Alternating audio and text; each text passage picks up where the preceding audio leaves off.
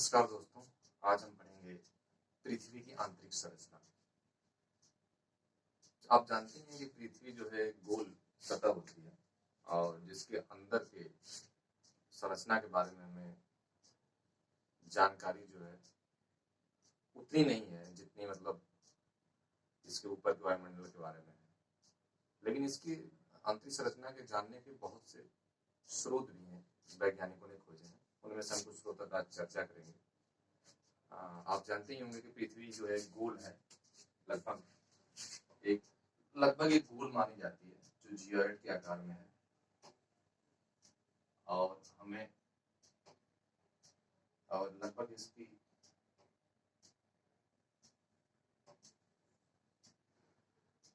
अगर इसके केंद्र से और इसकी परिधि तक एक चाप काट लिया जाए तो इस आकार में हम चाप काट के उसका अध्ययन कर सकते हैं, इसकी लंबाई और गहराई का। तो आइए देखते हैं कैसे किया जा सकता है इसका। तो यहाँ पे देखिए कि जो है पृथ्वी का जो केंद्र है लगभग 6370 किलोमीटर के आसपास इसकी जो है त्रिज्या मानी जाती है। तो इसकी सबसे ऊपरी परत जो होती है लगभग 30 किलोमीटर मोटी है।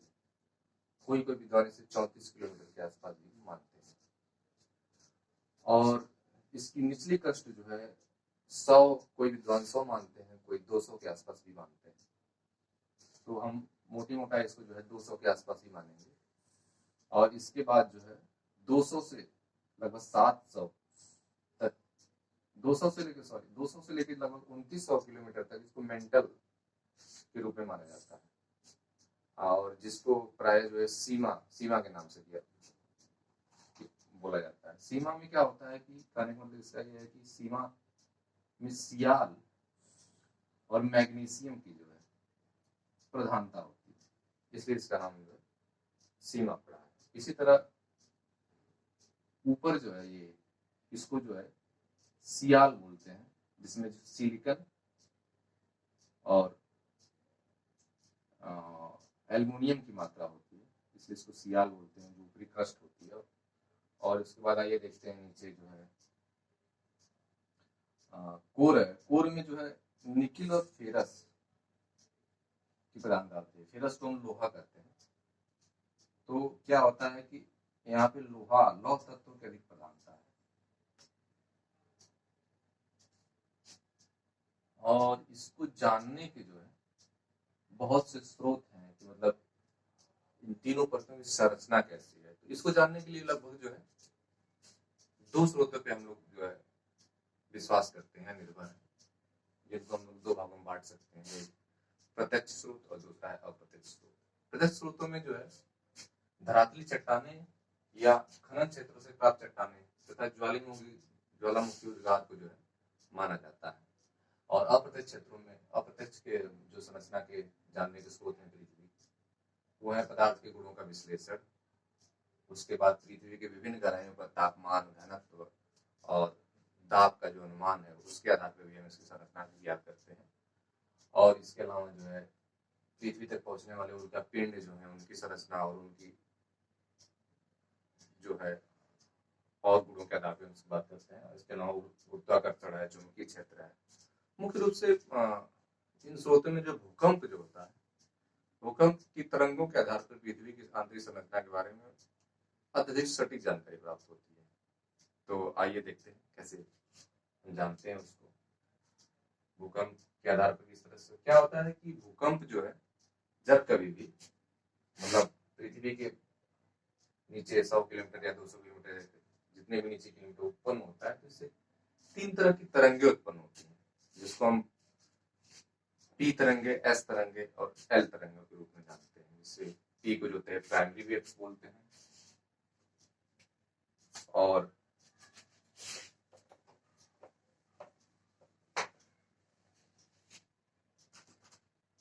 पहली तरंग को हम लोग प्राथमिक तरंग बोलते हैं। प्राथमिक तरंग जिसे पी से डिनोट करते हैं। दूसरी को हम लोग जो है द्वितीयक तरंग बोलते हैं, जिसे सेकेंडरी वेव भी कहते हैं। तीसरी तरंग को लोग धरातली तरंग बोलते हैं। इसे यस से डिनोट करते हैं और इसे एल से। तो देखेंगे कि ये तरंगें जो होती है तरंगों का कुछ गुण होता है, जिसमें प्राथमिक तरंगों की स्पीड जो होती है बहुत अधिक होती है द्वितीय तरंगों की अपेक्षा। और एक खास बात ये और रहती है कि प्राथमिक तरंगें जो होती हैं वो ठोस और द्रव दोनों में जो है गति करती हैं, और जो ये सेकेंडरी तरंगें होती हैं वो जो है जब सेमी लिक्विड या लिक्विड अवस्था आती है तो उसमें विलुप्त हो जाती है, पूरे मार्ग से विचलित हो जाती है, विलुप्त हो जाती है। तो हम देखेंगे कि पृथ्वी का जो क्रूड है, ये क्रूड है, मतलब पी तरंगे देखिए निकलती हैं और पृथ्वी के चारों ओर जो है ये पृथ्वी के अंदर चारों ओर भ्रमण करती हैं। लेकिन एस तरंगे आप देखेंगे कि कोर के आसपास से ये डिस्ट्रैक्ट हो जाती हैं और यहाँ पे जो है एस तरंगे विलुप्त हो जाती हैं और इस पार नहीं होती, जबकि पी तरंगे जो होते हैं पार करते हैं। हालांकि उनके मार्ग में विचलन होता है, जिससे एक छाया प्रदेश का भी निर्माण होता है। इतना तो हुआ मतलब पी और एस तरंगों के बारे में, और किस तरह से हमारी पृथ्वी की आंतरिक संरचना में योगदान देती है जानने में, आइए उसके बारे में बात करते हैं। क्या होता है कि इनकी तरंगों के आधार पर पृथ्वी के अंतरतल में कुछ असंबद्धता का पता चलता है। तो उसको जानने से पहले हम जानते हैं असंबद्धता होती क्या है। आइए, असंबद्धता क्या है कि ये इन तरंगों के आधार पर कुछ ऐसे क्षेत्र निर्धारित किए गए हैं जहां इन तरंगों की स्पीड में विचलन होता है, जिस क्षेत्र में असंबद्धता डिसकंटिन्यूटी कहते हैं, असंबद्धता या डिसकंटिन्यूटी कहते हैं। तो क्या होता है कि तरंगों की गति में विचलन, मतलब उनकी स्पीड जो है कभी कम और कभी अधिक हो जाती है, उन क्षेत्रों को जो है हम असंबद्धता के क्षेत्र से जानते हैं। और ये असंबद्धता है पृथ्वी के गहराइयों में स्थान स्थान पर जो है पाई जाती है, जिसको विभिन्न वैज्ञानिकों ने इन भूकंपीय तरंगों के आधार पर जो है इसको निर्धारित किया है कि वो कितने किलोमीटर की गहराई के आधार पे। आइए देखते हैं कैसे। इसमें भूकंपों के आधार पर पता चला कि जो है ऊपरी क्रस्ट जो है और निचली क्रस्ट के बीच में कोनराड महोदय ने एक असंबद्धता का पता लगाया जो लगभग 30 से 34 किलोमीटर के आसपास पाई जाती है। इसलिए इसको जो है कोनराड असंबद्धता कहते हैं, जो निचली और ऊपरी क्रस्ट के बीच में पाई जाती है। इसके बाद जो है आपका मेंटल आ जाता है 200 किमी से लेकर 2900 किमी तक। इसमें क्या होता है कि निचली क्रस्ट और ऊपरी मेंटल के बीच में मोहम महोदय ने एक असंबद्धता की बात की और पता लग गया, तो इसके आधार से हम जो है इसे मोह असमता करते हैं। इसके बाद ऊपरी मेंटल और निचली मेंटल के बीच भी पता चला इन भूकंपीय तरंगों की गतियों के आधार से कि यहाँ तरंगों का विचलन होता है। इसको रिपीटी असमता के नाम से जानते हैं। और इसके बाद जो है मेंटल, निचली मेंटल और बाह्य कोर के बीच में भी एक असमता का पता चला, जिसे गुटेनबर्ग असमता कहते हैं।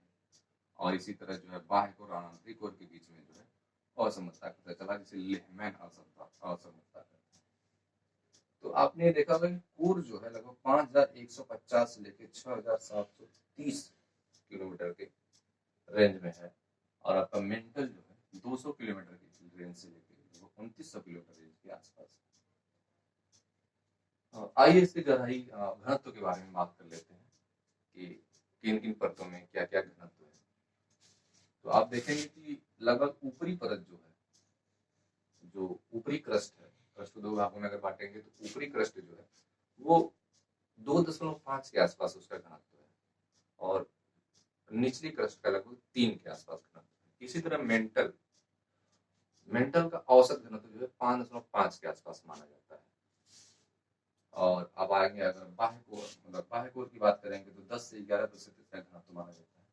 और ये माना जाता है कि बाह्य कोर जो है सेमी लिक्विड अवस्था में है हल्का सा।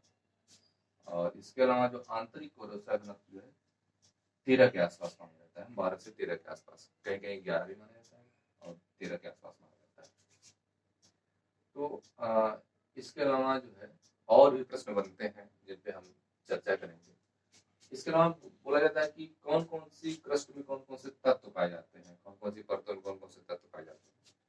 तो ये सिलिकॉन जो एल्युमिनियम जो होता है ये ऊपरी क्रस्ट में पाए जाते हैं और निचली क्रस्ट के बीच में, इसलिए इसको जो है सियाल के नाम से जाना जाता है। इसी तरह जो है सिलिकॉन सिलिकॉन जो है और मैग्नीशियम जो है मेंटल की परत में पाया जाता है, जो सीमा के नाम से जानते हैं। और जो है कोर जो है बाह्य कोर और आंतरिक कोर में जो है लौह अक्सर मतलब लौह तत्वों की प्रधानता है, जिनमें निकिल और फेरस जो है की प्रधानता है, तो लौह तत्वों की, और इसलिए इसको जो है नीफे के नाम से भी जाना जाता है। इस पे कुछ मतलब प्रश्न बनते हैं, प्रश्नों के साथ एक दो उदाहरण ले लेते हैं। क्या है कि कभी कभी बोला जाता है कि हाँ, एक चीज और ध्यान देने पे यहाँ है कि ऊपरी परत में अगर तत्वों की बात करेंगे तो सबसे अधिक ऑक्सीजन जो है लगभग 46, हमारा ऑक्सीजन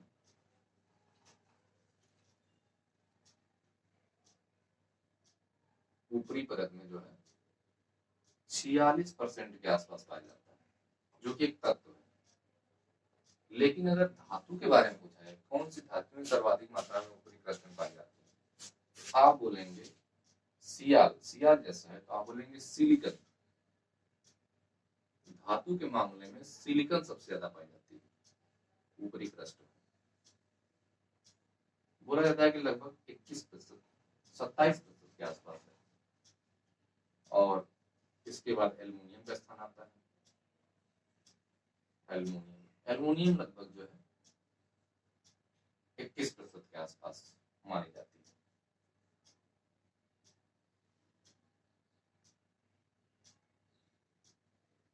तो अगर प्रश्न ये आया कि भूपर्पटी में सबसे अधिक तत्व कौन सा पाया जाता है तो उसका आंसर होगा ऑक्सीजन। लेकिन अगर ये आए कि भूपर्पटी में सबसे अधिक धातु कौन सी पाई जाती है तो उसका आंसर होगा सिलिकॉन। इसी तरह जो है आता है कि मेंटल में सबसे अधिक कौन सी धातु पाई जाती है तो आपका मैग्नीशियम और सिलिकॉन है। उसी तरह और प्रश्न आएगा कि जो है सबसे अधिक जो कोर में कौन सी धातु पाई जाती है, लौह तत्व पाए जाते हैं, ये आप आंसर दे देते हैं। कभी कभी कंफ्यूजन होता है यहाँ पे कि भूपर्पटी में सबसे अधिक कौन पाया जाता है, लोग ऑक्सीजन की तरफ जगह लोग जो है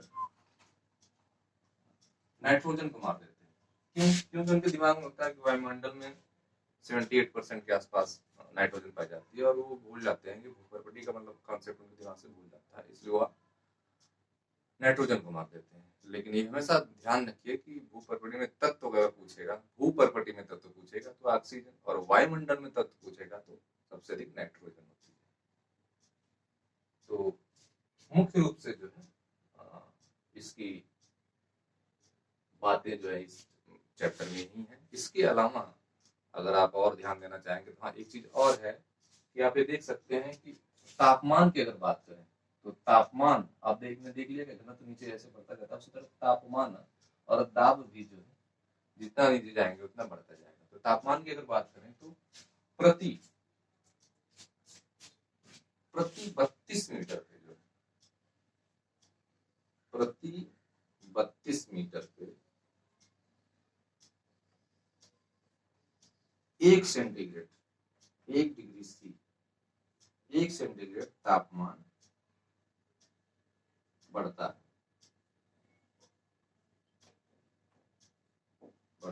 जैसे जैसे अगर 32 मीटर के नीचे जाएंगे 1 सेंटीमीटर तापमान बढ़ता है। लेकिन जरूरी नहीं है कि ये क्रमबद्धता नीचे की परतों में भी हो, क्योंकि ये लगभग 100 किमी के आसपास यह माना जाता है। क्रस्ट से लेकर लगभग 100 किमी के आसपास माना जाता है कि ये स्थिति पाई जाती है कि प्रति 32 मीटर पे 1 सेंटीग्रेड तापमान बढ़ता है। लेकिन नीचे जाने पे जो है और तेजी से तापमान बढ़ने लगता है। और इसके अलावा जो है इसमें सारी चीजें मैं आपको बता दी, और मुझे आशा है कि आप लोगों को इस चैप्टर को अच्छी तरह समझ में आ गया होगा। अगर कोई भी डाउट हो तो उसको कमेंट में करें और प्लीज चैनल को सब्सक्राइब करें।